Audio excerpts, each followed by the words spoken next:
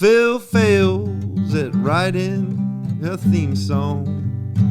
He doesn't know the words to sing. If success is the flash in the pan, my friend, then failure's most everything. Phil fails for you. Phil fails for you. Phil fails for you. Phil fails for you. All right, I'm ready to learn about Jorge. Where were you born? I was born in Nogales, Arizona. Where?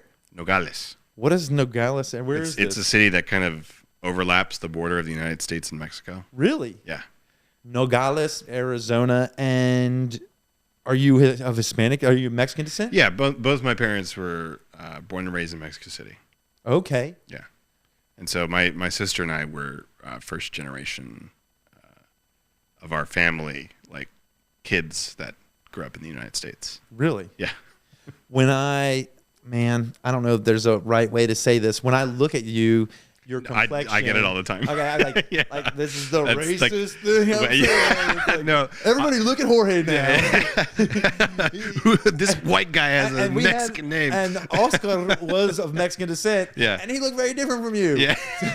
No, I do get a lot, and my parents like to tell people, well, there are white people in Mexico. Yeah, they're like more. So in Mexico, there's folks that are of Spanish descent. Yes, and then there's probably a great deal of folks that are of Mayan descent. Yes, or indigenous. I don't know what you want to call it. But I mean, we do have like a big mix. Like my grandmother was born in Massachusetts. Okay, so and my grandfather, who I never met, he was an engineer. He traveled around Europe after the war, like rebuilding it. Mm-hmm. And when they were married, they had a bunch of kids like all over the place. Like I had an uncle who was born in Brazil. I had another aunt who was born in Austria. Both my parents were born in Mexico City. That's kind of where they met. They stayed in Mexico City. So like it's kind of like in a very eclectic, if you really want to like go down the line and find out like our heritage, yeah, we're both of my parents are actually Basque, which is the northern region. I know that region. Yeah. And that's not even Spanish, right? I went to San There's Sebastian. French and Spanish. Yeah. And the language, the signs, it's all. It's a completely. I got my minor in Spanish. Yeah. And when I went to the Basque region, it's different. I didn't know what the heck was going on. Yeah. Right. It's that border between it's France got that like and specific Spain. font too. Yeah. Right. Yeah. And they don't want to be in Spain anymore. No, they right? don't. There's some pretty dodgy history there actually. There was a big like terrorist group called ETA. They were like fighting for their independence. They wanted to separate. They're separatists, I guess, from like those two countries, and they'd bomb and blow up shit. Stuff like that. Pardon my French. No, that's okay. Man, that's tough. I hope that everybody's okay from those. And even the people that bomb people. I mean, oof. That's a tough area to come from. Then. Yeah.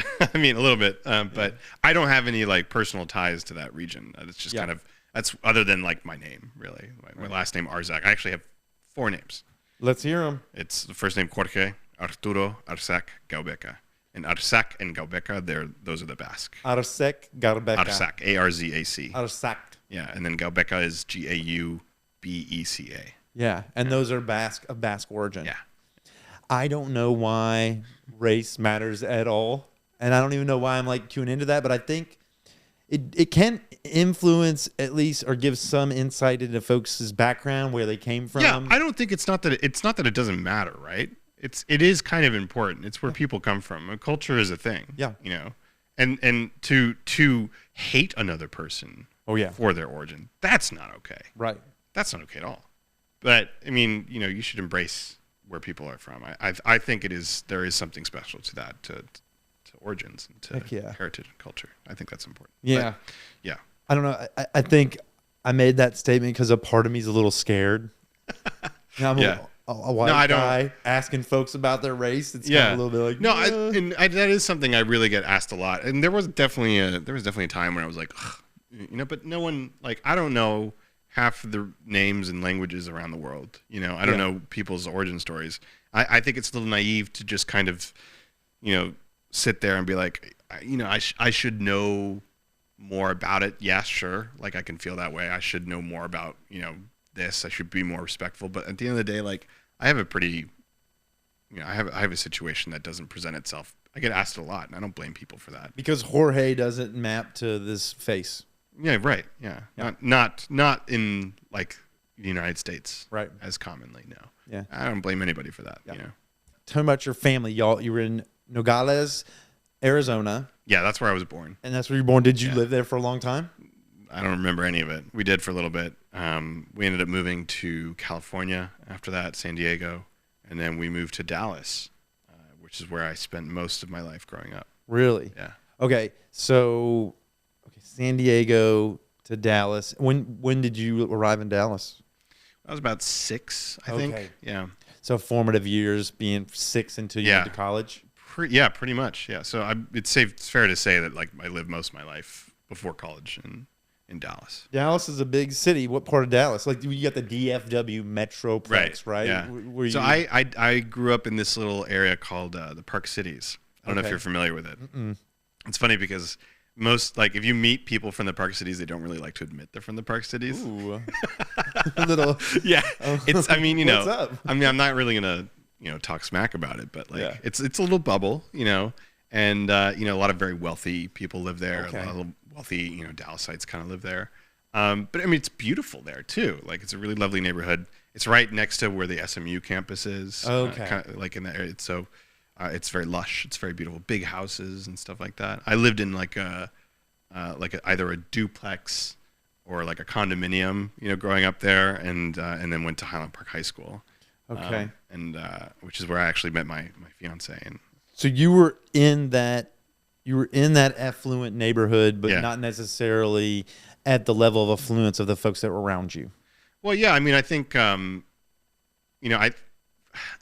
you can ask other people about this. I'm not going to exactly shame, the community that is there for it, but there does tend to be a reputation of that area, which, people like me who have my name, Jorge, that you are kind of like looked down at actually. So it's kind of, it's just a little like, and I talk about this with my fiance's family sometimes too, is that like people kind of just treat other outsiders differently a little bit there. There's a long standing history of families that have been there since like, the dawn of Highland Park or whatever. So, were you treated any certain way while you were there? I mean, yeah, like anyone else, I was definitely made fun of, but it didn't really bother me. But most of my friends were outside of the Park Cities for sure. I grew up like, when I got into my high school years, I was filming a lot of skateboarding. That's actually how I got into film. Filming skateboarding? Yeah. Oh man, this is awesome. This is synergy, and I'll tell you why. What? I interviewed a good friend of mine. His name's Cole Garrett. I interviewed him a couple days ago. He's a photographer, amazing photographer, and he got into it photographing skateboarding. He was a skater, and the first thing, his dad had a camera. His dad was a skater. Yeah. He just brought the camera with him. Exactly. Just to document his world. And he said the first time he caught someone doing oh my God, I think it was like a front side flip. Something like that. Where is it? Oh my God. Oh, he told me. I wrote it down. Front side flip. Down a stairwell. Yeah. He said the first time he caught that, he was like done. changed He was everything. hooked. Yeah. He was a photographer. Dude, I will say the skateboarding, like, I'll call it a community because it just happens naturally.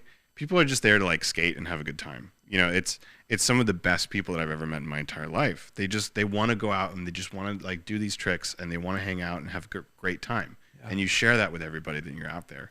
I met, I was on this like boat and I met another person who made like a film that got into Sundance, and he was like, he would made a film on skateboarding, and I go up to him, I was like, I want to learn more about your film, and we kind of had this thing where it was like, the film industry is really different from the skateboarding community, isn't it? And he was like, yeah, because the film industry has a lot of like, you have a lot of like people who are damaged, I think, making like art content. Yeah. And skateboarding is, you'll have all kinds of people, but they're all there to kind of like actively do something and share it with each other. And for some reason, the film industry isn't like. Anyway, that was a tangent. Crazy supportive. Like it sounds like the skateboard community is really supportive. More or less, and yeah. And it's just like, especially in the high school days, like you're growing up with it, you're out there, you're true, and just like having fun. Oh man, That sounds amazing. Anyway, that was a tangent, but No, it's perfect because I'm curious about. So your home life, it was brothers, sisters, yeah, I had one sister. Yeah, one sister, and then so two kiddos, and then your mother, father divorced, or were they together? no, they're the still whole together. time? They're still together. Yeah, they're still together. My dad was a doctor, and he's kind of like pretty much retiring now. But he had his own practice in Dallas for a long time. He's a doctor. Yeah, yeah. He's an obstetrician gynecologist. So he delivered my sister and I. Wow. Yeah. There might be a law against that now, but he got away with it then. Yeah, I mean, I think he would have been able to be in the room regardless. Right. Yeah. I have this idea that he's like, I just want to be there, so Yeah. I've got to work. No, but I mean, I think he Hey, did you it found on a way purpose. to get paid, right? Oh yeah, and it makes it for a great argument later too. Like, I brought you into this world. Oh you yeah. know? Like, if there's anything, if he has the anything most happens, power there. Yeah. If anything goes right or wrong, Yeah. he's like, your hand's all over it, brother. with my hands, Yeah. Man, so your dad was a doctor. I imagine that would put you as an affluent person with the big houses. Why didn't y'all have the big houses? I mean, it was a little different for us. I think my parents had immigrated into the United States, and I don't think my dad, he didn't really do it for that reason. He didn't want to be like a doctor. There's also kind of stereotypes around that. The community that he served were a lot of people like his community back home. They were immigrants. They were from Mexico. They had come to the United States and they were having kids. And there were times when I'm sure that he just like did stuff pro bono maybe for them, like if he had to, because he's a great guy and he cared. Yeah, he wasn't in it for beach houses and mansions. No. I mean, my parents, I have a pretty keen perspective on them, that they try to be, they try to be good people. They don't ask for much. They try to be humble, I think, and I think it served them well, I think, in that respect. But yeah. What was that? I'm just going to call it a nest. Like, you and your sister were there being nurtured. Was your mom a stay-at-home mom? My mom actually worked a lot for my dad and his practice. And it was a tough journey for her, I think, because, she's going to school now and she's studying to become an audiologist.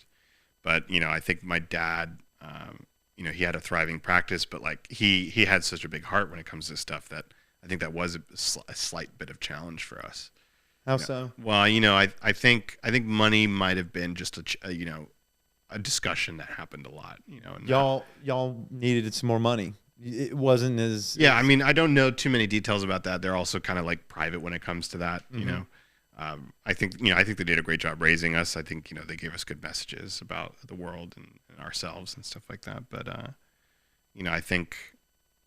I think my mom loves to also kind of help out in ways that might extend, beyond what most people would draw boundaries for. She's a very giving person, and she deserves a lot of credit for that. And so yeah, she's a hard worker. I get a sense of them. I heard you say that they were private. I have a sense of like, the adult concerns were discussed behind closed doors, and you and your sister were separate or insulated. Yeah, we were probably just doing our own thing. Yeah. What was discipline like in the household? What was both discipline and nurturance? I like, part of my explorations of people is like, how'd you get here? Like, how did you become this type of temperament? How did you get to ethos and the mottos that you have? And I look at kind of discipline and nurturance as a part of that.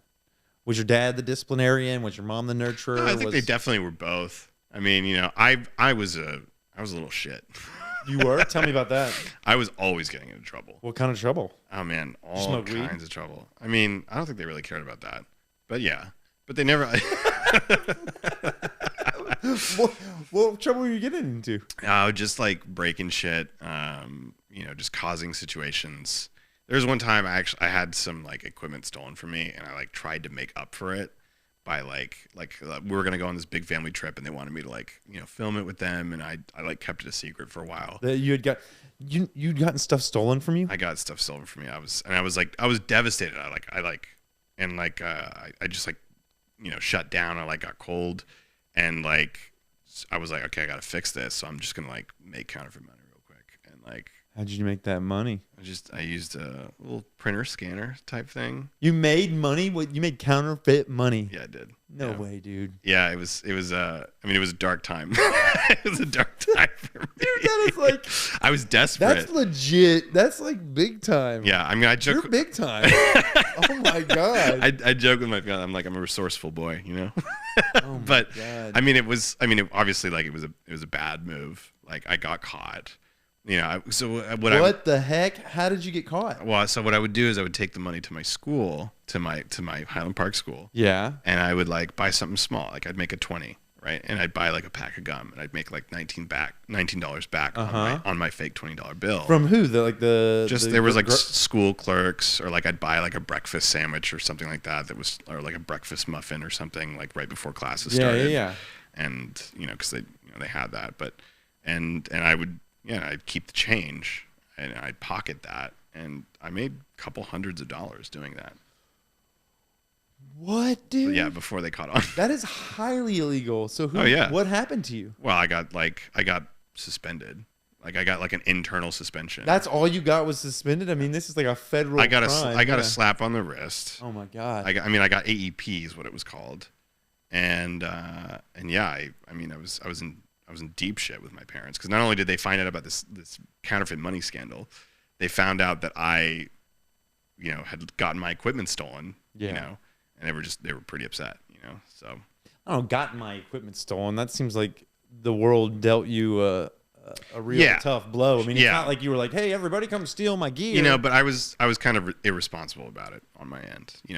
I should have kept a closer eye on it, and it got taken away. I was reckless when I was a kid. Yeah.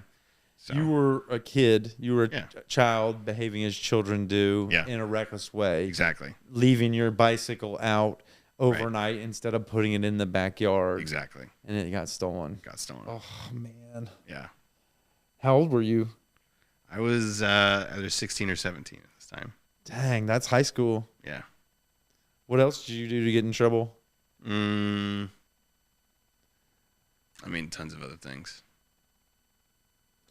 I one time took a little stink jar. This is these little like glass smelly jar. caplets or whatever. Stink bombs.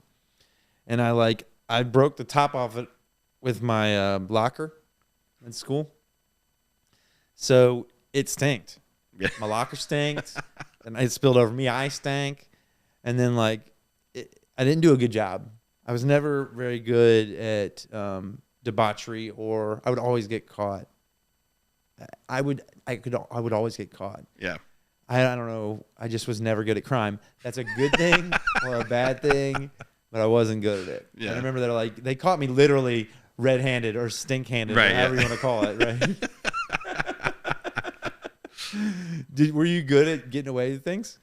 No, I wouldn't say I was too good at getting away with stuff.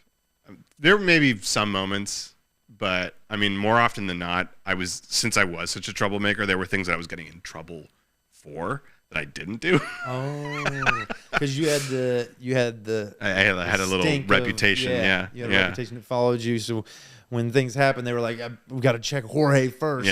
Yeah. Like bring him in as the usual suspect. Exactly. Oh my God! Not only is his name Jorge, but he actually. What's that got to do with it?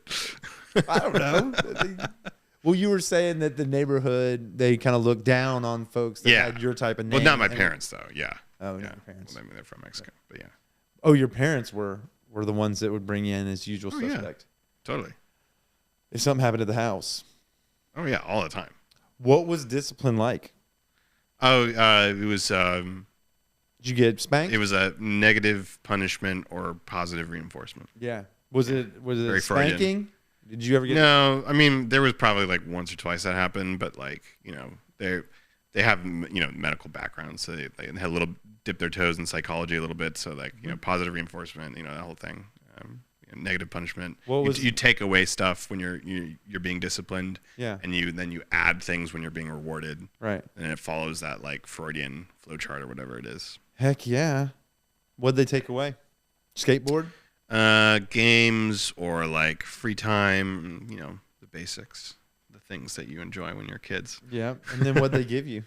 They would give me like opportunities to either like go travel, or like they would sometimes like, I was getting really into like DJing and music and stuff like that. So they would sometimes like buy little things for me, like from like my DJ setup and stuff like that. Or just praise in general.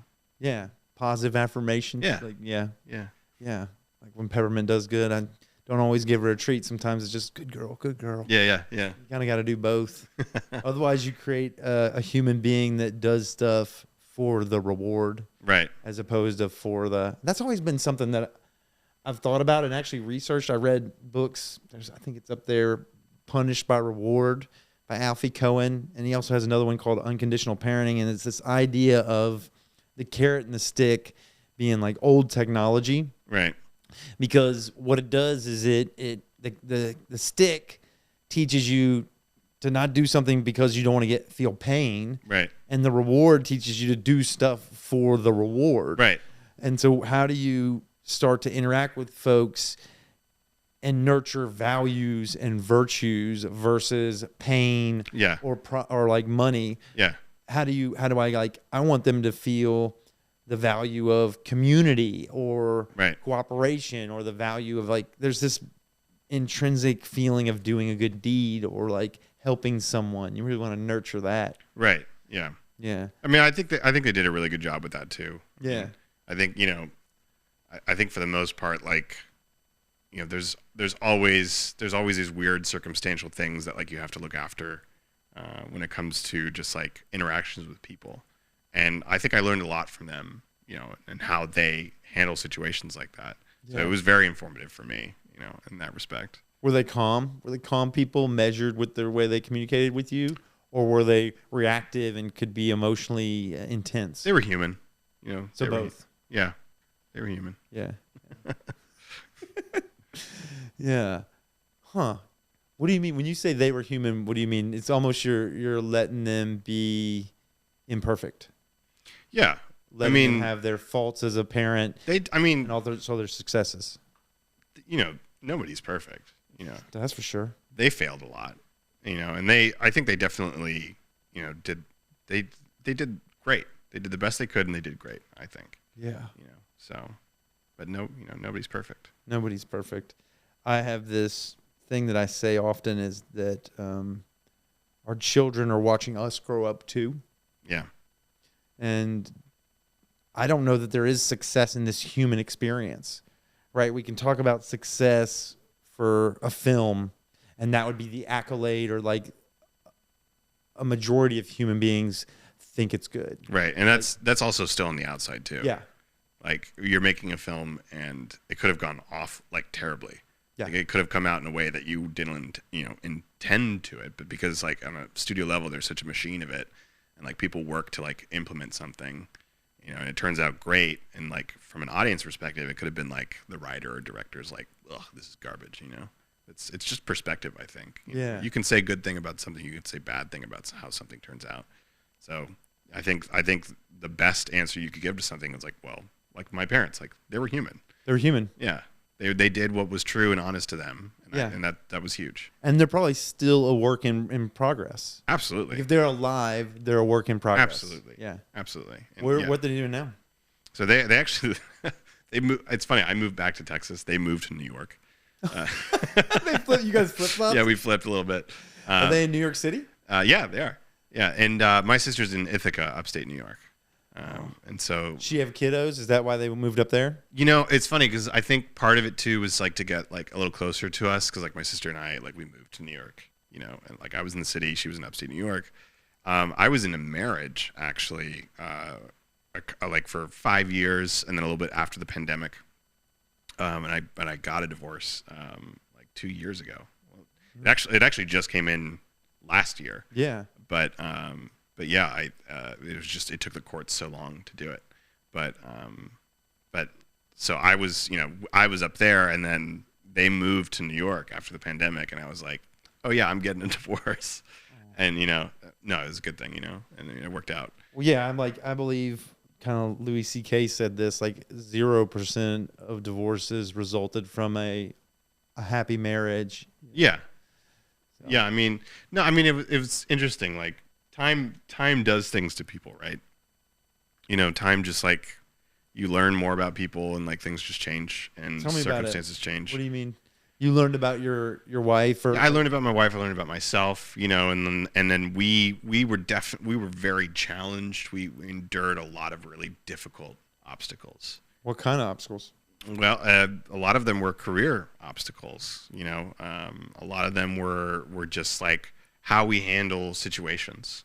And we kind of always saw ourselves as like, you know, she was also like a filmmaker when we were together, and we had made films together, and we had a lot of just like things that kind of happened to us, and a lot of things that like, you know, we could have maybe been better about approaching, but they were just like some just dealings with people that, you know, I think they also had really good interests, but it just didn't click. It didn't work. Yeah. And those became really challenging obstacles for us. So it might not necessarily have been you guys' interactions, but y'all's interactions with other people, like outside folks? I think at the core of like, you know, to answer your question about like what went with the marriage, like how we handled those situations, like just wasn't, you know, it was just a hard situation for the both of us that I don't think either of us were compatible for the other, and engaging those situations and working towards solutions that worked for the both of us. Yeah.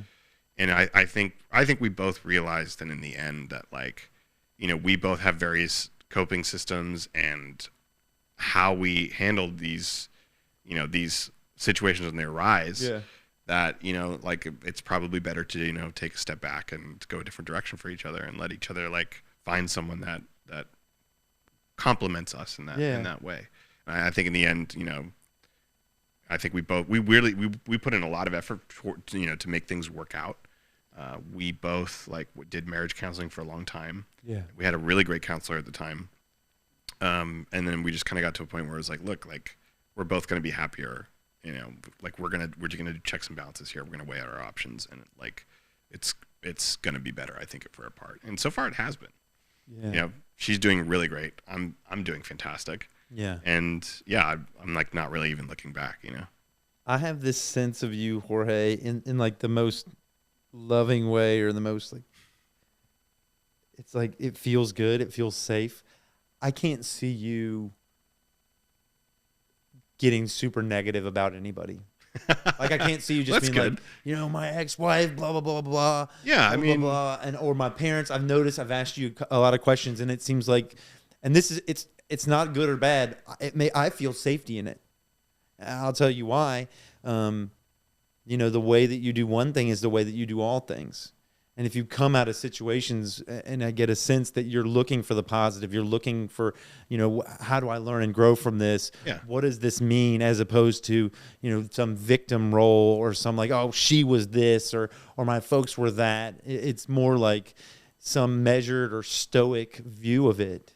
well, yeah, I mean, yeah, I don't think blaming other people is an effective strategy to thrive on the planet.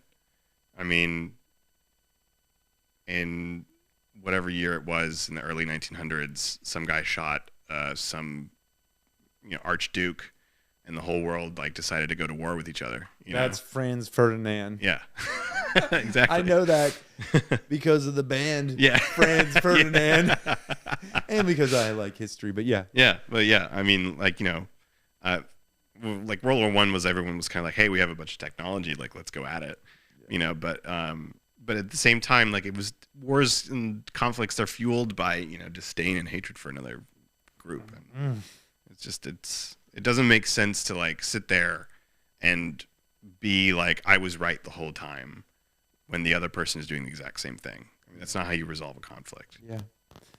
What did you learn? What did you learn from your marriage and the divorce? Well, that, you know, I think When you say that, it's like, what was it again?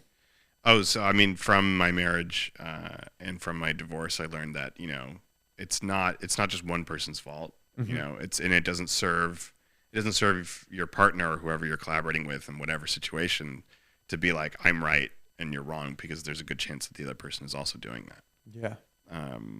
and if you're gonna sit from your side being like, I'm right and you're wrong. I mean, the same thing happens in politics nowadays. New York is a very liberal place, and Texas is a very conservative place. And both, I see both, ends of the spectrum being like, well, these are my values and they're infringing on my values, and I'm right and they're wrong. And nobody's really giving anybody credit on the extreme sides of the whole debacle. It's a mess, It just doesn't serve anybody to sit there and not listen to the other person in those situations.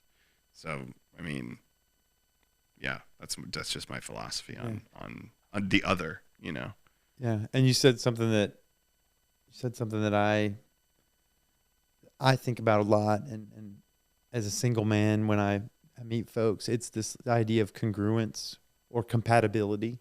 Right. And it seems like a real loving way or a real kind way to move on or to say no thank you. Right. It's not anything that they are. It's hard to hear still. It doesn't make it any easier, especially if you're excited about a certain connection, to hear like, I don't think there's compatibility here.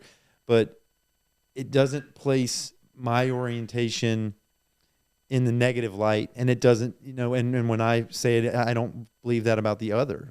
It's just like two pure beings, and there's a lack of congruence or a lack of compatibility. I think that's a wonderful way of looking at it. Yeah, I mean, I agree. I think it's really nice. Yeah. So tell me about the origin story of Jorge the filmmaker. If it was like a superhero, the origin story.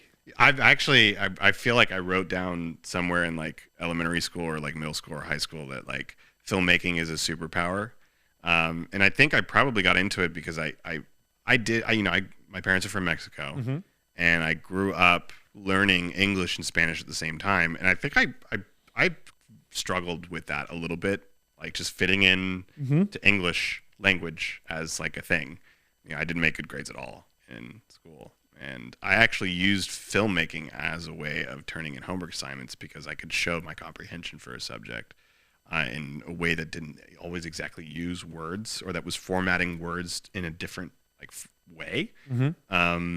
So I think filmmaking for me kind of became a tool, if not a superpower, where I could express or communicate ideas to a group of people or larger audience that like, this is what's in my head, and like, this is the message of that. And I can show you examples through story and through images, That's cool. What classes could you do that in?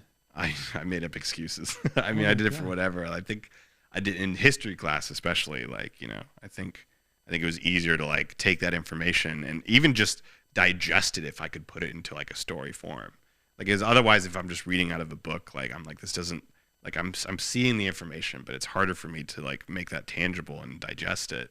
If I have to like regurgitate it out again in a narrative form, So, I think that was actually more helpful to me. And then I realized like, as I'm doing this, like, people are actually seeing potential in this, and maybe this is something I could do with my life. And that's kind of how I got here. What were you shooting in back then? Oh, I would take my dad's little high 8 camera, and then I would edit in Sony Vegas. Oh my goodness. Yeah. Oh man, do you have those videos? My dad has collected them, and I actually just ripped them from his hard drive recently. So yeah, I was watching some of them a couple days ago, actually. What did you think? I mean, I gotta say, pretty good. Room for improvement, but but let's be gentle, You were a kid. Yeah, I know. Yeah. Room for improvement. Yeah. And what if I recorded these on a lower quality? Yeah. Why are you shooting in RAW? Yeah, dude. Yeah. No, I mean, no, it was actually really nice. It's nice to actually go back and see those, because like there is something like really, like we were talking about, true and honest, like your true voice and stuff like that. And if here's one thing that film school taught me well, is how to like critique and question my work.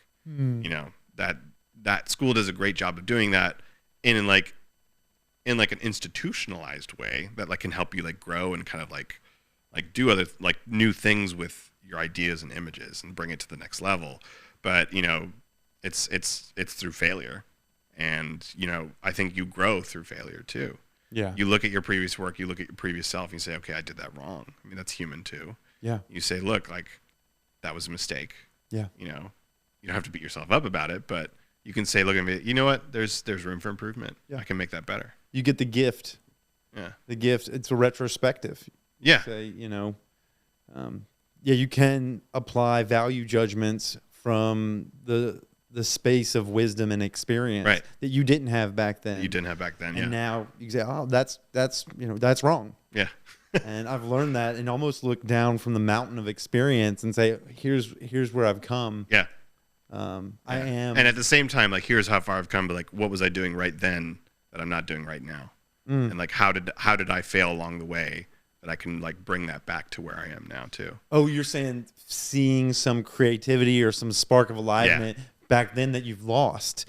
Well, both. No, we're not spark. Just like, how would I describe it? Just like maybe technique, like just like methodology of like approach and like how you would do things. Like, because you have like that inspiration of like why you get into it and like you want to apply those skills.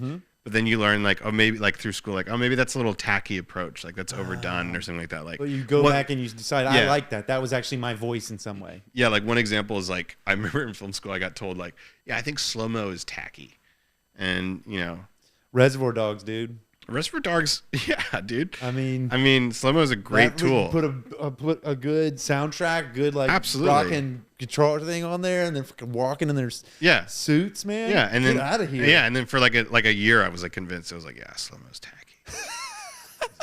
I'm not going to be a real filmmaker unless I don't use slow-mo. Everything in real time. Yeah, no, but it's not true at all. I mean, not true at all. Well, there's a million ways to skin a cat, and as soon as someone says you can't do something, because this is not cool. Oh yeah, here's a slogan. Here's a saying to answer one of your earlier questions. This one always pops in my head when I'm editing, and it's I think it goes. Opinions are like assholes. Everyone has one, and it stinks. Yeah, yeah, I've heard that. Yeah, so. Some dude didn't like slow-mos. Yeah. And it stunk. It stunk. Yeah, it stunk. And so a part of you through institutionalized knowledge, through learning, right, forgets that voice of the child self. A little, that was just speaking and telling stories through just raw expression and creativity, and some of those were good decisions that are still Jorge decisions. Yeah, right. Yeah, and I think you can balance it too. I think you can balance a little bit. Like I said earlier, there's room for improvement. Yeah, room for improvement. Yeah. But I mean, that's the beauty of it. That's the beauty of like trying and failing, right? Right. Like, is you can't stop and like linger and be like, is this a good decision for what I want to do in the future? Like, you have to just try it. And just keep listening to your gut, and if it doesn't work out, it doesn't work out, and you move on and you correct it. Yeah, I love improve, that. Or just lean into it and say full send. Full send. I'm doing this. I'm doing this. Yeah. Well, that's something that we could talk about too.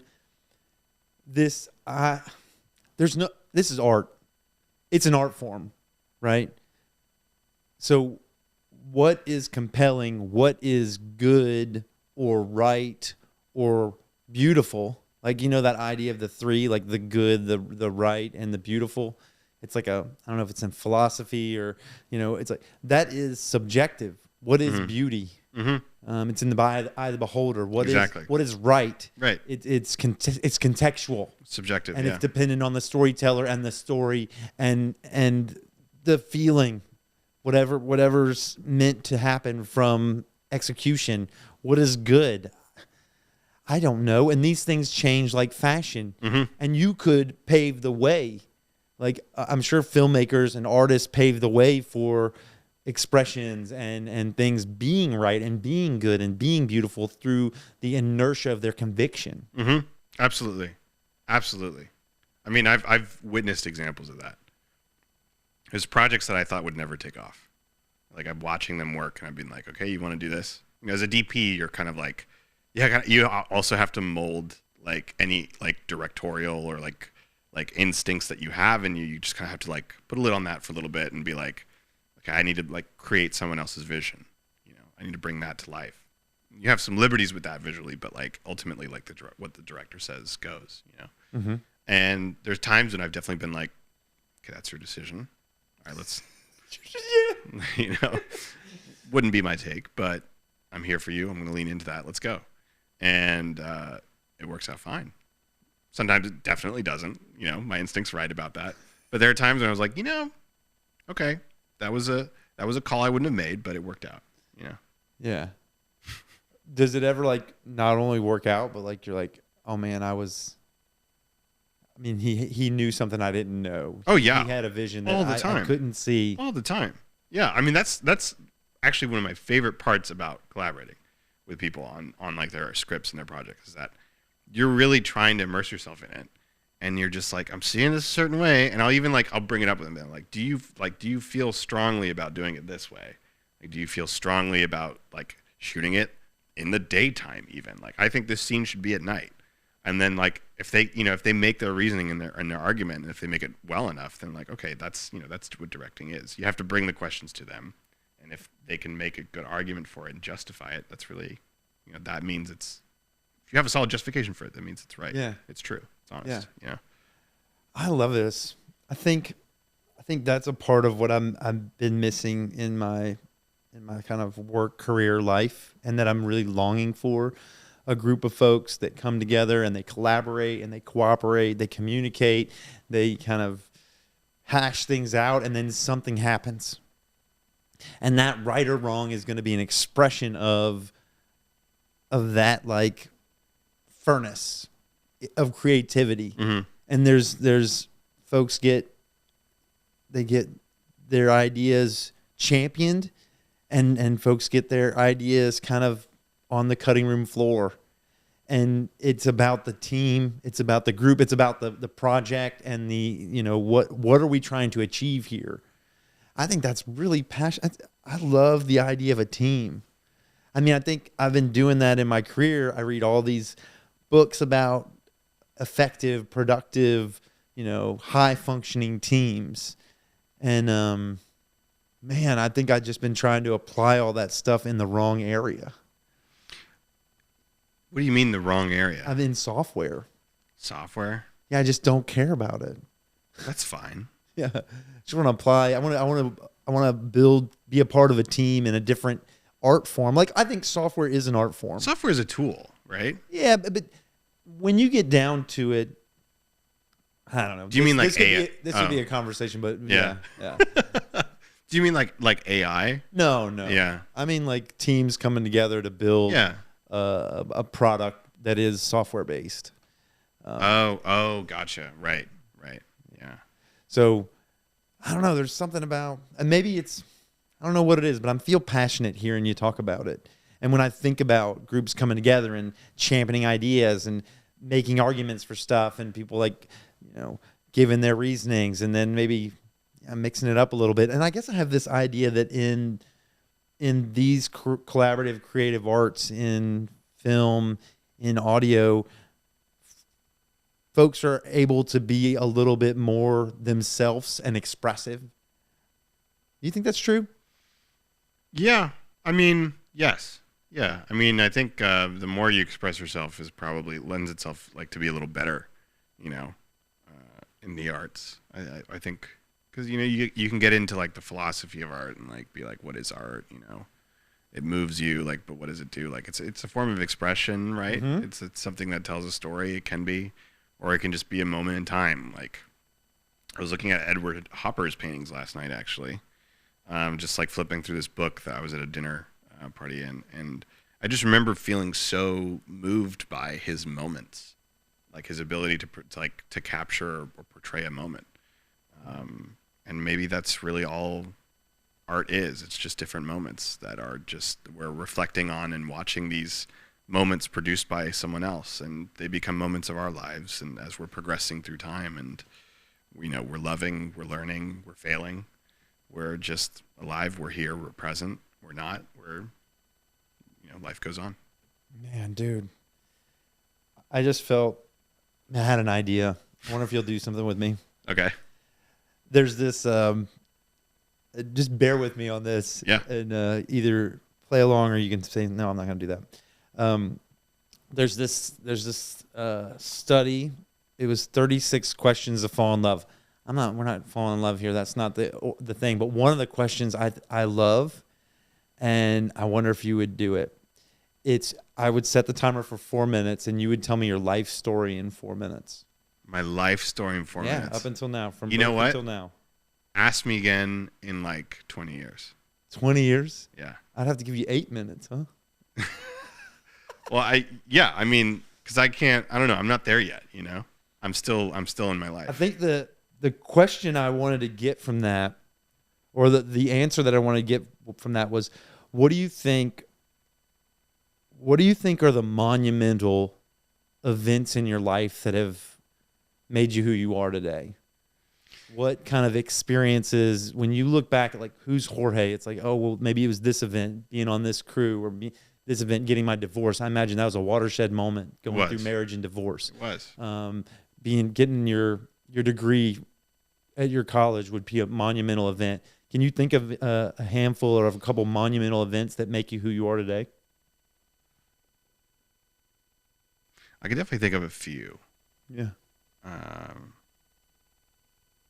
There was one time my mother was working at like a biolab research facility. I think it was at SMU. Mm-hmm. They would like they would do like tests with rats and stuff like that. It was like one of those. She had a zoology degree. She was working in labs. And I heard this like sound of bells coming from another place in the building. And, you know, me being this like bored ADD kid just like went to go investigate. And like my mom like saw me trailing off, and she walked with me to like the sound. She knew what it was. And it was like one of the bell players. He had like a little piano, and it was like a little bell tower above him. Uh-huh. And he was just playing songs in there. And he just stopped, and he noticed me, and he said, come, like we're going to play bells together. And like, I'm going to show you how this works. Yeah. That was huge. I just thought that was really cool. Yeah. Well, you felt a certain way. Yeah. I mean, I felt like I was really young. I mean, it was like core memory age, you know? And just like this dude, he was really old. He was at the end of his life, and he was just like, I'm just going to show you something cool. And that was awesome. Yeah. He did. You played that. Yeah. I mean, like, and people, you know, I couldn't see anyone outside the building. This was playing all over the place. This was playing, yeah, people who were in the proximity and he was just kind of like tugging these little strings and the little keyboard that he had in front of him. And we were just making sounds. We couldn't see people that were hearing the sounds. Yeah. We were messing around, you know. He didn't care. He was just like, I'm going to teach you this. It's fun. As an adult, what do you think the ingredients of that special moment were? I think just the ability to just share. I think sharing is huge. I think, you know, especially like he was a guy who had like, you know, I don't know what his story was. I didn't even know his name. I didn't know it. But he saw me and he was like, hey, you think this is cool? Let's do this cool thing together. It didn't matter who I was. He probably would have done that the same, you know, to anybody who else walked through that door. I just thought that was awesome. Oh man. Yeah. To be met and to have a shared experience with someone, with something that fascinated you. You were fascinated by something. You went towards it. And then someone said, hey, be a part of this thing that fascinates you. Yeah. I'll show you some things. You can press the buttons. Yeah. So cool. That is so cool. Do you ask these questions to all your guests that come in, by the way? Like, or do you just kind of like go with the flow and like, and it just like, I just go with the flow. Just go with the flow. That's awesome.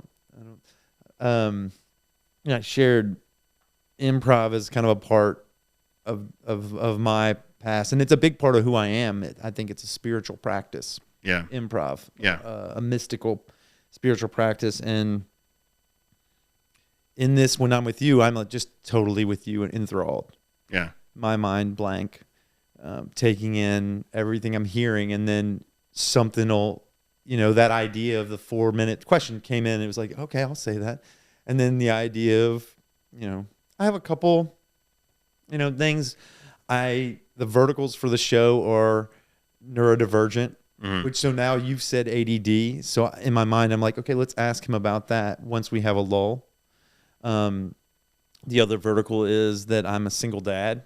So it's like parenting, family. I've asked you a lot about your family, about discipline, nurturance, the family makeup, how, you know, what that was like for you. It's like the creator. You know, they say primary conditioning occurs in the home. What was your home like? Right. So that's family, parents. I'm a single dad, so that's just a part of what makes me who I am. Yeah. The third vertical is transitions and starting over. So, you know, oftentimes I'll ask questions about, you know, times in people's lives when, you know, you started over, like your divorce. You started over, you learned from something and you made a decision, you made a choice to make a change, to transition. And so those things I'm often curious about. And then the fourth one is philosophy, mysticism, and spirituality. So I don't hold those anywhere or have a series of questions about them, but they influence, just they're kind of part of my makeup. Right. And so they influence the questions I'll ask. Yeah, that's cool. I like that. Yeah. Yeah. You said you had a few. There was the bells. Is there any other that came to mind? I mean, there are so many. I mean, I think anyone would have a hard time picking just like a few, right? Yeah. Yeah. I mean, I don't know. I'd like to think the conglomerate, like beam of light that has been my past is just like, is all together, like respecting one another, like moments respecting one another, just like confounded upon each other that make like my who I am today, and like will still be like where I end up going. Like I still have such a long way to go, you know? Tell me about it. Tell me about ADD. Tell me about neurodivergence and how that plays a role in your life. Yeah. I mean, what's that like? Well, so like I said, I didn't have like great grades in school growing up. I mean, it was tough because like I could see like how hard it was for my parents to just be like, what, you know, like why doesn't he just like do his homework? You know, it wouldn't be that I didn't want to do my homework. I was down to do my homework. I just couldn't remember how, like when or how to like when to do it. Really, like I'd change my environment. I'd be in a new environment, and suddenly it's as if like the previous one didn't exist anymore. Really, people have like I think kind of like an idea of what ADD is like, and you just get easily distracted. Well, yes, you do easily get distracted, but like you're also just like your brain kind of just works like a million ideas a minute. Yeah. And so a lot of tangents will happen, and you can follow down different tangents that branch off, and you know you can basically get lost there, and you jump between a lot of them, and sometimes you lose track of the other tangents. You know, so I think handling you know, just tasks in general has always been a challenge for me. It's still a challenge for me today. Yeah. And I use medication to help keep me on track. What kind of medication do you use? I just your average ADD medication. Well, there's three types. A lot of folks use speed. Yeah. So the speed like category would be like Adderall, right. Ritalin, stuff like that. Is that the type of medication you use? Yeah, that's the kind of, and it works well for me. It does. It works really well for me. Yeah.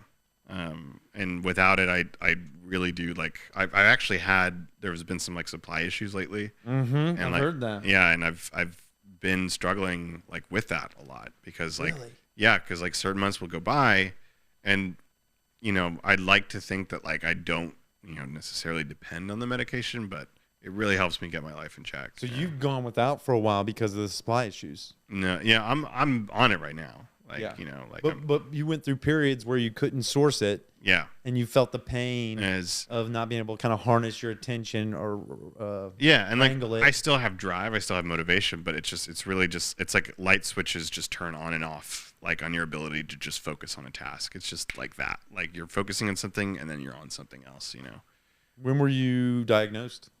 At a pretty young age. Yeah. Like I want to say like maybe 14.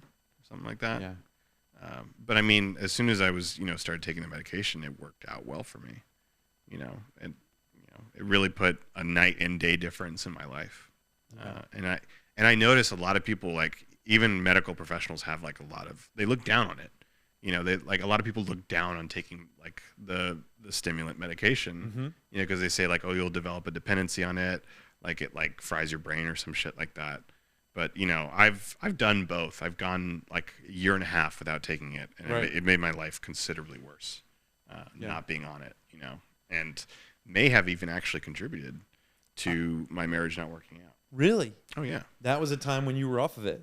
That was a time. Yeah, there was a period of time when I was off of it in my marriage, and it was tough.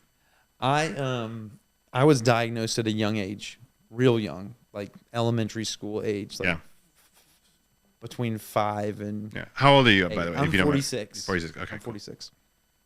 And I had the type. When you look at ADHD, it has 3 different categories. There's inattentive on one side, and then on the other side there's hyperactive and impulsive. Right. And then there's a combined. Yeah. And then I have combined, and I have pretty high levels of all 3 of them. When I was in elementary school, they put me in a special ed program, and it wasn't. I've had psychological evaluations, and I always share this because I don't want folks to think that I'm not intelligent. I was very intelligent, like superior and gifted in a lot of verticals. You don't come off as like unintelligent at all. Right. I guess I get scared that it's a disability. Yeah, right. It's a disability, and I hate that. Yeah, dude, same. I don't want to say I've got a disability. Yeah, but I'm different.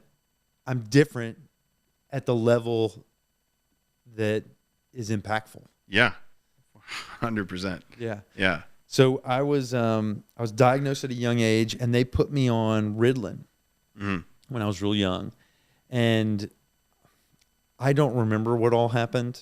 Oh yeah. But I know, like, when I think back to that time, I have memories of kind of just being a zombie. Yeah. And so I have an idea or thoughts that my dosage levels wasn't well managed in a way of like getting that dosage right. And I just know that at a certain point, I think when I was in middle school, maybe I started just saving up all of those medicines and having them on Friday or Saturday as kind of a recreational thing. And then at some point, just stopped taking them. I don't know why, but after that, I had kind of a bad taste in my mouth for ADHD. Really? Oh, yeah. Yeah, for the medication, and I've never had any medication on it since. I actually thought in my mind I was self-medicating by using marijuana, things of that nature, helping to like manage my energy levels, because I could go from 0 to like 1,000 through just the force of someone else's excitement. I'm very encourageable.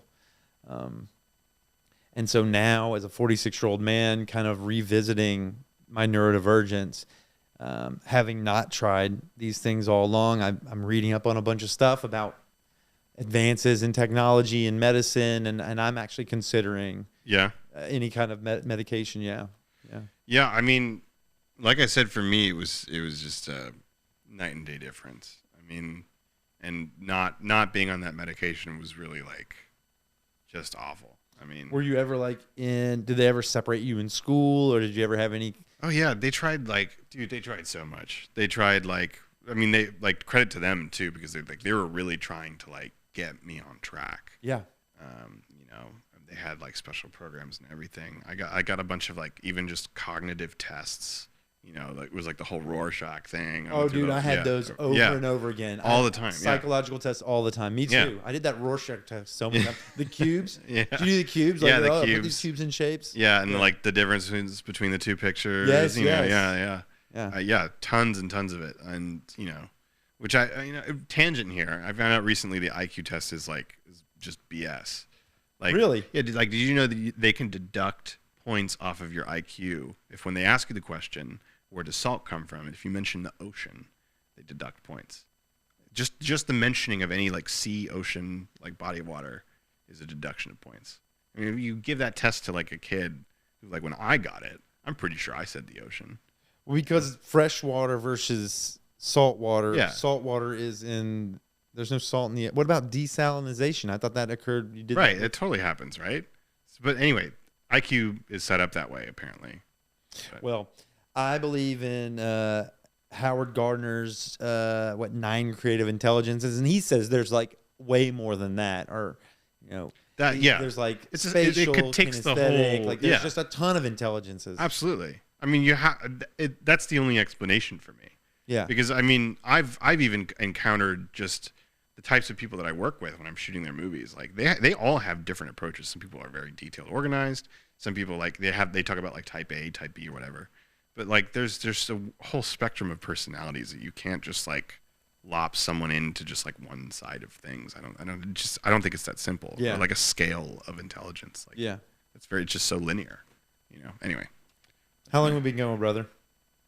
We've probably been going for, let's see, it's 5:12 now. Last time I looked at the clock, it was 4 o'clock. I think we started at 3. Yeah, 3. No, maybe a little later. Yeah. I started to think, how do I continue this discussion with you? How do I have you as a mentor in some way? I was going to say whether you like it or not, but that's not true. I think you're the nice enough guy to where you're like, yeah, I'm here. Down. I'm in down. That's a funny thing. Whether you like it or not, that's not true. On this episode of Holding My Guest Hostage. But it like naturally presents itself. Yeah. It's already presented itself in that I have an email in my Gmail box right now. Shout out to Google for no reason whatsoever. Not negative. No, I have an email from you, and this just shows kind of your level of professionalism. You have like your shoots all, the day, the time, what's going on. Yeah. I'm already been invited by you to participate in a shoot, so I think that there's a natural like way for me to experience and learn from you as you kind of run your shoot. Yeah, because I think that probably comes from like just the format of how you do it, right? Like I think they have these things called call sheets. I don't but I don't know about any of that. Yeah, no, that's okay. You're teaching me. You're awesome. That's a call sheet? No, that wasn't. That was just here's a schedule like of the shoot and like more information to come. Yeah. So this shoot is a little complicated because like I'm trying to maximize the time that I'm allowed to shoot at the studios that we have, and there's like a 4-hour window, so I have to break things up a little bit. So one day's a pre-light, one day is going to be shooting in the studio, and then one day is me just saying fuck it, I'm going to take this equipment home and just shoot it in my garage because I have the resources for that. So for those purposes, that was just letting everyone know here's the approximate date and times of the shoot. Yeah. Well, I think where I'm getting at is like, I think to learn and I can come and help. You've extended that offer for me to come and help. Yeah. And I can come and learn from you in that way, not like a direct thing, but just seeing you like be through you. observation. Yeah. Through totally. Observation and also like being a left hand or a right hand or whatever, when you tell me to do something, I'm going to do it. Yeah. I know how to use the light board in Studio One. Perfect. And I know how to, I can move around mics and cables. Yeah. So I think that's an obvious way that this discussion could continue in a free form type of way. I was thinking, is there other ways that a discussion could continue? Well, I mean, gosh, I don't know. Oh yeah, I asked if you would help me with the camera stuff, that FX3. I couldn't check one out. They've already got them checked out for Thursday. Well, but I think I could check one out for Friday and Saturday if you need an extra camera for those days. Let's do it. I will. Yeah, let's do it. Once I get off of here, I'll make sure to check those out. I'm gonna have my camera on a gimbal on the shoot. What's that mean? That's the little stabilizer. Okay. It's that little they're like Ronins that they have. Okay. So it's like a 3-axis pan tilt Where like you're not really holding it, you can make it move on its You own. can hold it. It's on a gyrating like stabilizer head. Okay. So there's motors that like kind of they work with your movement and eliminate that from the camera. So you can go like this and like Cool. the camera like stays there. It stays stable. Yeah. It's kind of that's like the modern version today of like what we use, like which were steady cams. So Okay. like, and you'll see like on the football field, you'll see like the camera guys are running around with that, like there's like a vertical pole and the camera's attached to it. Yeah. There's like some batteries and a monitor underneath it, and it's got that spring arm Okay. with like attached to like their vest. Yeah. That's a steady cam, so it's a stabilizer. Oh, Yeah. and you're gonna use that with your FX. I'm gonna use the smaller one. I'm gonna use the Ronin with my FX6. Yeah. Okay. Yeah. Cool. I think that's one way. Let's talk a little bit about things I could do or things that you did. Maybe order of operations. Is there any order of operations for you with regard to your... Okay, here's how I'll explain it. In rock climbing, you ever rock climb? Not really, no. Okay, let me think of something else. What do you do for fun? I play music You do play music? a little bit. Oh, what do you play? I dabble around in Ableton, Logic a little. Yeah? I've got 2 guitars. I've got an acoustic electric. Uh-huh. I've played trumpet growing up in middle school, and sometimes I'll sample that. Okay. But I do have a little like keyboard that I'll just kind of like, mess Yeah, around yeah. with, just for fun. So what I was going to say in rock climbing would be you go up to... There's a 5... If you're on a roped climb, it goes from pretty much from 5... Well, there's class 1, 2, 3, and 4. One's like walking on a sidewalk probably, and then it gets where it's more challenging or technical, the things like where at class 4 you're kind of scrambling and then you could fall down and maybe die. But so it's kind of technical walking. But once you get to 5, class 5, you're in a roped situation, and so it's like a procedural like order of And for me in rock climbing, it's been I'm up to where I can climb in 5/10s. Oh, But cool. I've learned different things. I've learned in an order. Like I've learned 5/7s, 5/8s, 5/9s, different handholds, stuff like that. In music, let's see, how's it in music? I guess it'd be like I'd learn the scale, and then maybe I'd learn chords, and then maybe I'd learn... music like is a lot more abstract. It is. It really is.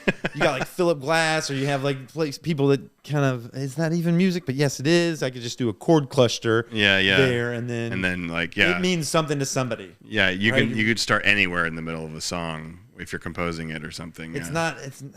I mean, I'm sure... Well, so basically you're asking like what my fundamental regiment is. Yeah, or like how have you learned in order to like to maybe allow that to influence how I learn as far as like what is beginner, intermediate, and advanced, and what kind of things are they doing? Gosh, well, I mean, I think big picture is like really important. I think that's like the end all thing, right? Like you have your vision, you have like the goal. Yeah. So you're keeping that in mind as you're doing all the rest of it. But like the fundamentals of filmmaking, you have your script always comes first. Before that's the idea, but you always start with a script. And then traditionally you start with, your line producing. So you start acquiring resources, and like you get your people on board, you get your locations in order, you get your resources in order. And then once those things are acquired, everything just kind of unfolds. But as a DP, when I'm brought onto a project, you always read the script. You ask millions of questions, and sometimes they have questions for you to figure out if you're the right person, for the project. Yeah. And each story is always kind of different, I think, but you always try to do your best to tell the story that the screenwriter and the characters in the script are telling, and you always try to do that in like a justified way. You kind of justice seek probably, and now that I'm saying this out loud, you probably have to like apply a little bit of justice and reasoning to it. Like one thing we talk about a lot is shooting anamorphic. Do you know what anamorphic is? What's that? It's so when television first became a thing, movies, like the film industry, Hollywood, wanted to get people out of the living rooms and to go see films in the theater. So they developed a lens that's called an anamorphic lens or cinemascope. And it's kind of a lens that bends the light on a horizontal axis, so it expands and collects more light from the left and right side. And it squeezes this light onto the film plane, and therein like allowing a wider view of the scene. So that's our like wide screen. Yeah, it comes from. And the projectors would actually stretch. They would have a lens attached to the projector that would stretch this footage back out. So you were like stretching light in and then blowing it back out onto the screen. But this did something to the footage and the elements that were in front of the camera that is just historically beautiful. Those lenses would bend light. And when lenses, they have like two little elements, they focus. So you collect light from further distance or closer distance. When you would shift that focus, you were actually bending the light with it on that axis. So you would bring into focus someone's face, right? And all of those linear light points would then bend in and like be equal, like this, like a grid. But the background was still blurred like this. So when you're watching a movie and you notice like a bright light source in the background, when it's out of focus, it kind of ovals a little bit, and you'll see this like elongated, stretched, like circular oval. Whereas traditional, when you shoot like spherical cameras, like the ones that we're working with here, they're not stretched. They're all just circling in the focus like this. So they blossom out like that in a straight line. But those other lenses are oval. And so you're actually kind of like painting the background a little bit, like with a paintbrush, like up and down. I know this is, it's a different way of actually graphing that light. Yeah. So it's actually beautiful. It's actually, and it makes your eye jump to whatever's in focus because just the lines immediately blur in a different direction of what's in focus. Yeah. And I forgot, this is a tangent. We were sharing, of the process, right? Yeah. So this, this is something that like you can bring into your story, and whether or not you want, to be shooting on these lenses. Tools and techniques. Yeah. Like, does the character live in a world that is like they feel maybe isolated or separate from their environment? Or do so they're all little tiny decisions that you have to kind of like. That's on depth of field. Yeah, depth of field. Whether or not you want them to be in a focused world. Yeah. Or to be the only thing that's and that affects that your canvas as well. Some shows like blow up to a 16:9 in anamorphic because they still want that world for their characters, but they want it to fit inside of a 16:9 canvas because there's more information top and bottom. I mean, there's so many things. I know I'm overwhelming with a lot of like this, like a little bit, a little overwhelming. Dude, what did my eyes start to glaze over? you're kind of but it's like dreamy. Yeah, like, but I mean this is like the like so you learn as a cinematographer, you learn the equipment, you learn what it does to an image, you learn the colors that it produces, you learn what it does to the world that you're presenting for your audience, and you have to then bring that to the table and explain that and justify that and do it in a better way than I just did just now, to be like, this is why I think we should do this, and like this is only helping your characters. This is like actually, painting the picture of the story in a light that is an original, unique way, or justified to the story or the characters, whatever. Yeah. Or your vision. Man, that's my process. Well, what my takeaway is, I've got a lot to learn. There's a lot to learn in that respect, but it's also, that's also why my job exists. It's because I've taken this learning and I see your idea and I say, look, I've taken all this into account, and I've spent my life, learning and like testing and feeling and sometimes even tasting. Film tastes different, Yeah. But like, you get into. Are you eating film? No, I'm not. But. It does. I mean, in a visual sense, it has a taste. Yeah. But that's what my job is. So you can hire someone to do that, and they'll help you create your vision. My next question was kind of about, and this is probably getting close to wrapping up. Really grateful for your time and talking to me. I'm just rambling. No, it's great. Like, I'm just absorbing this like a sponge. I've worked in startups in the software, and I still hang with those guys. I went on a mountain bike.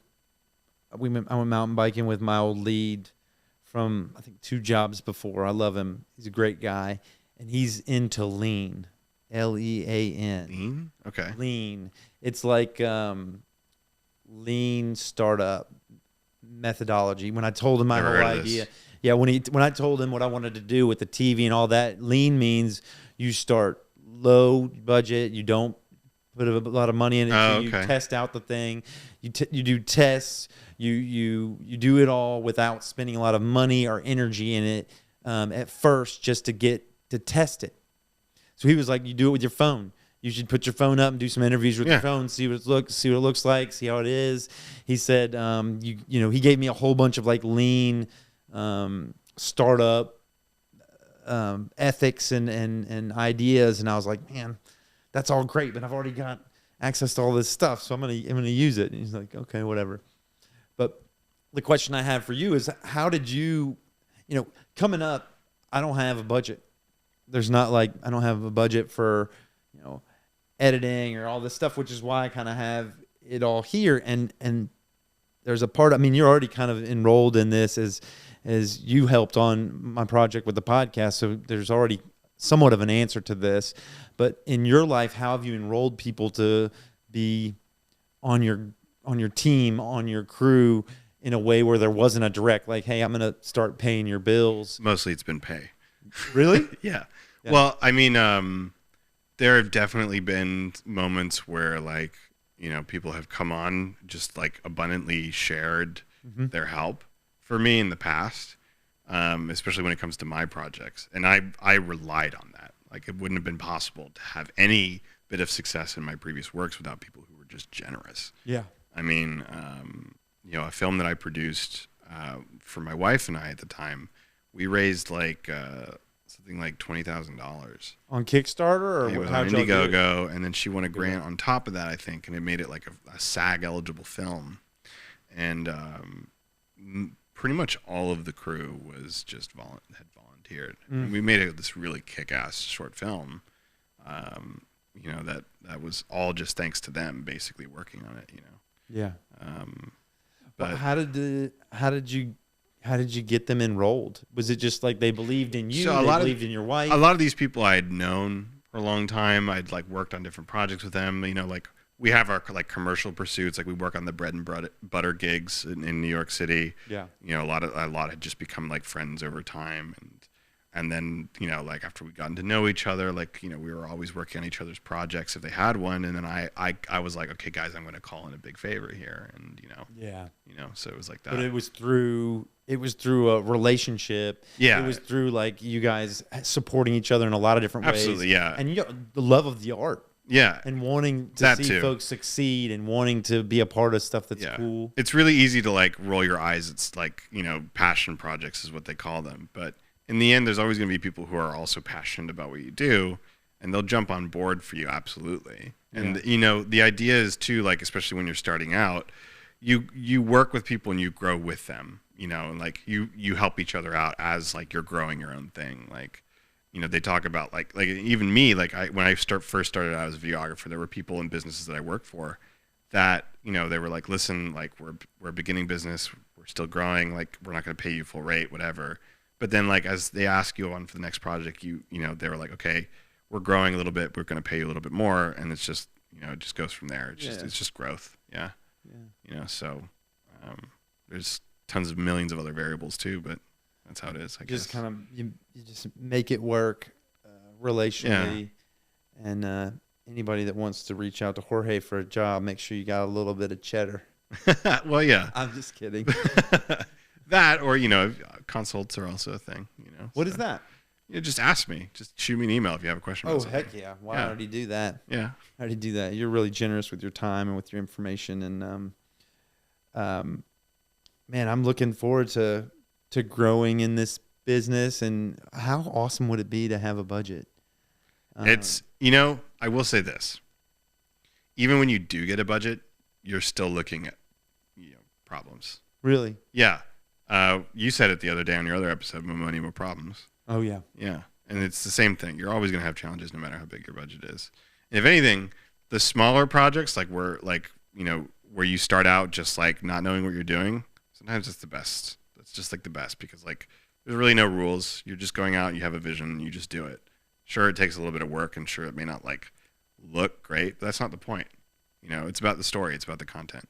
And maybe that beginner's mindset. Yeah. That creativity that comes and the curiosity that comes from like just. It has momentum. Yeah. Do you miss those projects? I mean, I still do them every now and then. You do. And they're usually like student films, film races. Those are just like ones that you just have fun on. What's a film race? Yeah, it's like a competition. You can sign up online. Sometimes they have them annually.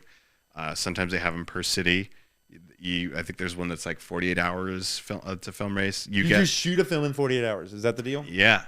So like sometimes you like, and it's all like through like you get this digital correspondence between like the judges, right? They give you like a line. You're supposed to have one prop, and there's like a third category. I forget what it is, but like you have to work within these elements. You have to write a script. You have to shoot it. You have to edit it, and then finish it in like 48 hours. That's so cool. That's fun. That seems like it's a lot of fun. That they have hackathons in software. Yeah. That's how they do it. You have like a couple days, and you come up with some kind of product. That's cool. And you pitch it. It was tons of fun. I did a handful of them. Yeah. And I won. I got an iPad in the other room from winning one of those. And dude, that's awesome. And I got I won a couple of those. They're a lot of fun. Yeah. And man, that sounds like a ton of fun. It is. Yeah. I mean, I've actually been hired to work on those. Really? That seems like cheating. Well, get pros. They could be like, we're just gonna get Martin Scorsese to do our race. I mean, look, that's kind of how it works, isn't it? That's kind of how that's the world, right? Yeah. Yeah. But I mean, hell, they're paying me to shoot a movie. Heck yeah. I will tell you, the ones that did pay me, those ones didn't do so well. Not because of Jorge, y'all. It wasn't because of Jorge though. Well, I mean, some of those like the script, like you really have to focus on the script. You have to focus on your story. And if you're just like going like big all out and you're not focusing on like the content that you're doing, it's people are gonna watch it and be like, this looks great, but what am I doing here? Yeah. What's the story here? Like you said, it's the script. It's the idea, it's the concepts, and so if those aren't fully formed, you work to justify compelling, those things and make them real. Because ultimately, you don't want people to watch your movie and know that they're watching a movie. You want them to be immersed in the story. You want it to feel real, and that's a huge challenge for me as a DP because like if you notice my camera work, it's technically bad camera work. Yeah, they say that a lot about cinematographers. But, well, I just heard you say you want folks to be immersed in the story. Yeah. And I can share 1,000%. I've been immersed in your story for the last hour and a half. Oh, thank you. I've loved it. Thank you. This has been a lot of fun. Thanks. Segway killed it. Yeah. And cut. Well, I love your energy. I love. Thanks. Yeah. Thanks for letting me just ramble and whatever. No, this has definitely not been rambling. So, thank you so much, Phil Phails at Filmmaking, cinematography, and really just all this. What would we call this? This is kind of media production. What would we call this? Phil Phails at media production. I would call it art. Phil Phails at art. Yeah, that's what I'm doing. And today our guest has been Jorge. I'm looking at your label again. Jorge, freelance filmmaker, director of photography, and all around just badass guy. Wave goodbye to everybody. Jorge, that's your camera. Yeah. Man, this is awesome. Let's do a little handshake. All right. Like I just sold that you was a very used car. I feel like we do like the handshake and then like the turn. My hand needs to go in there more. Yeah. And then like this. Yeah. We're looking at that one. Yeah. Hold on. And then the dog. The dog too. One of these.